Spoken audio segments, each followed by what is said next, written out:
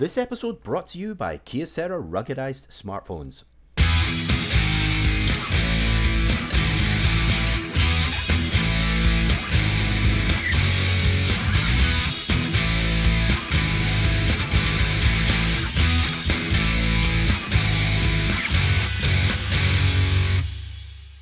Welcome back to the Horn Road to the Race with David Starr.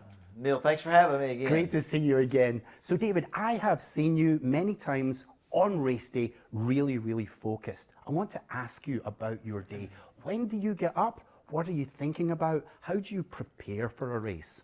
Man, that's a great question. I get a good night's sleep, first of all, being prepared for the race the next day, going to bed early, eating some good food, going to bed early. I wake up, get ready, head to the racetrack. You're just excited, excited that it's race day.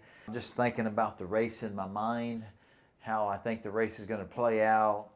You're just constantly focused, and it's all about preparation. And we've done all the preparation we can. Now it's just, I'm playing the race in my head. But man, I'm always ready to race. So do you exercise at all, or is there a specific breakfast that you eat on a regular basis? Not really. Sometimes, sad to say, my breakfast in the morning sometimes is not the most best thing to eat, and sometimes I don't even eat breakfast. I'm focused, I wake up excited, and that excitement just kind of gets me through the day, because I'm so excited to race. But just thinking about the race really consumes what I'm thinking about the whole time. You're actually rehearsing the race in your head ahead of time, preparing yourself. Absolutely. Thinking about the strategy that we're going to use with my team. Yes. We discussed that. So you're just thinking about the race. I've always done that, you know what I mean? And some people say, I love race day, everything that comes with it. You got Connectus and Kyocera there. They got their customers, they got their employees there. You engaging with them and talking to them about the race and the process and procedures. And man, that's the best part, seeing the people and seeing how exciting they are, because they're at the racetrack. It's exciting. The atmosphere is incredible. I love every aspect of it, but the best part about that day is when I get to climb in the window and go do what I love to do, and like I said, when I get up in the morning and throughout the day before the race starts, I'm just thinking about, the race and all your sponsors. They're excited. Well, they're absolutely. Excited. They want to talk with you. And absolutely. You can't race without them, you know what I mean? And you're fortunate that they love the NASCAR platform, you know what I mean? Because, all the people that watch it on TV and the people sitting in the stands, a lot of them are Kyocera customers. And I love everything about race day, the national anthem, the prayer, and taking the pictures and all that. But anyway, I love race day, man. It's exciting. Walking across the infield up onto the stage before the race, there's only a restricted number of fans, but they're outside the rope and they formed a corridor for you. What's that like, walking down that corridor towards the stage? Well, it's the whole day is a great experience. Even though I've been doing it a long time, I still pinch myself because, man, it's awesome. Oh, really? Absolutely. It's like, man, it's a dream, living a dream, and it's still awesome, man. I get goosebumps, and I just think, man, I take it all in, and you might say a little prayer, say thank you, God, because it's pretty awesome. But just it's just a cool event. Every weekend you do that. It's really awesome. But man, it's all about performing, competing, trying to win, trying to do the best you can under the circumstances. Yes. It don't always play out to your favor, but when challenges arise, you're constantly changing with what happens, and man, I love that part of it. Just being ready for whatever's thrown at you during the race, and doing my job. What I mean? The driver's got a big job to do, but your team has a job to do. Everybody's got to do their job, and if everybody works and does their job as a team, then you can have success. Yes.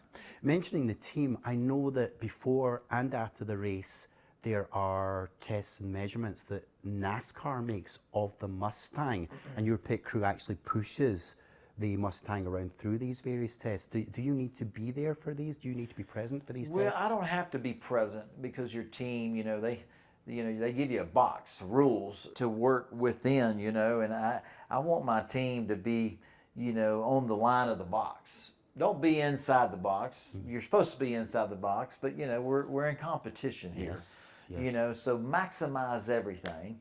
And I like to, I spend a lot of time with my team, and I watch some of those tests and some of those, NASCAR's trying to keep everybody equal. And the team's job is to try to gain an advantage. So if they give you an inch, I want to be just an inch, maybe a tick more than an inch. Yes. That's the competitiveness in you, and that goes with any kind of event or whatever it may be. I mean, we all compete every day for whatever it is we're competing against, competing to sell the most phones, competing to be the best car salesman, or be the best dentist. I don't know, we're all in competition. And on the racetrack, when you're competing against other people, I want to make sure that my team is maximizing everything. Yes. So it gives us the best chance to succeed. And so I do walk through those procedures with them, just so I can see if we're on that line or we're too far in the box. Then I can have conversations like, hey, why this and why that? Because we are a team. And but man, it's a cool process, and sometimes you get too far outside on the wrong side of that box, and they'll give you a penalty. You know what I mean? So it's just competition. I love it. Absolutely. So David, you're in the infield and you're walking toward the stage for the intro, and you go through the crowd, and they're waiting on both sides of the rope, cheering for you. How do you feel? Man, excitement. You know what I mean? You're already excited because that's what you do. The excitement of you're fixing to go race. But the fan, everybody's cheering and hollering, for the drivers and all that. But when you're walking through them and they're all hollering and screaming at you and want you to sign an autograph, the excitement is unbelievable, and you just feel honored. So if somebody asks you for an autograph, they ask you, Neil, for an autograph, it's like, really, you know what I mean? It's like, you want my autograph? So it's a humbling experience, but a lot of excitement. It's still this surreal experience you're talking about. Has this really happened to me? Have I really reached this point, or am I imagining it? Yeah, absolutely. It's just it's so real at times. I don't know. I don't think I'm anybody special, and people say hollering at you and screaming at you and want your autograph. It's a humbling experience, but it's exciting. It's everything, you know what I mean? It's like, wow, you know what I mean? It's different, it's cool. I have got a shot from last October where you are giving this little boy your autograph.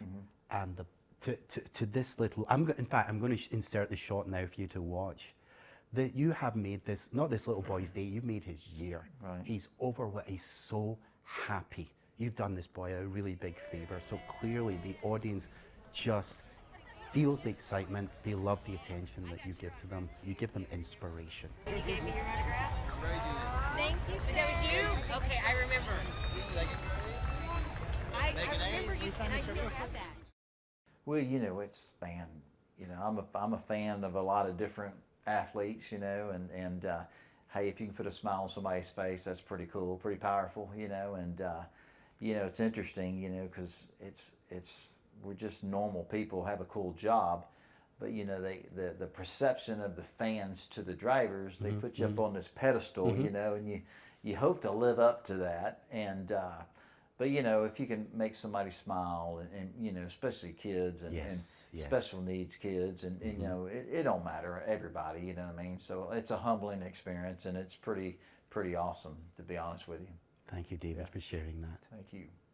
I'm going to ask Karen to give me this episode's questions, please. Oh, in fact, we actually have a live questioner joining us here, Kirk Nobles from Kyocera. Kirk, welcome.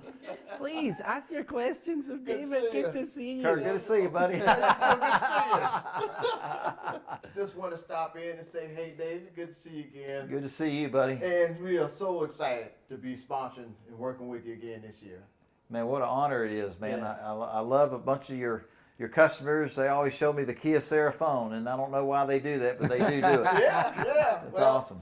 You said earlier, that a lot of the fans in the stands are fans of Kyocera, and so that's why we're so proud and honored to be partnering with you. The David Starr brand is synonymous with quality and hard work and all the things that are synonymous with the Kyocera brand. So I think it's a perfect marriage. So, my question to you, so our Kyocera devices are rugged, they are waterproof, they're shatterproof, Kyocera as a brand is probably one of the biggest brands, but we have a very niche market. That customers that love Kyocera, they're dedicated, locked in. So what about those three descriptions can you relate to as a driver and as a David Starr brand? Well, I mean, the Kyocera brand, like I said, they're rugged. There's a niche there, you know what I mean? I think of, it's like, hey man, tough, quality, don't ever, it takes a licking but keeps on ticking. Yeah. I mean, that's important, in our business, our equipment can't let us down. Yeah. We might beat it up and it's rugged and they're thrown around, you drop them and they keep working. Our race cars, they take a beating and they got to stay together. What we put them through a race, I mean, it's just a big test. And I think of the y'all's Kyocera products, your cell phones, the quality of them and the ruggedness of them. I mean, and you're right, there is a niche market, your customers, and they're so loyal to you. And it's like our NASCAR fans in the stands. They're loyal to the sport, they're loyal to their driver, they're loyal to the sponsors.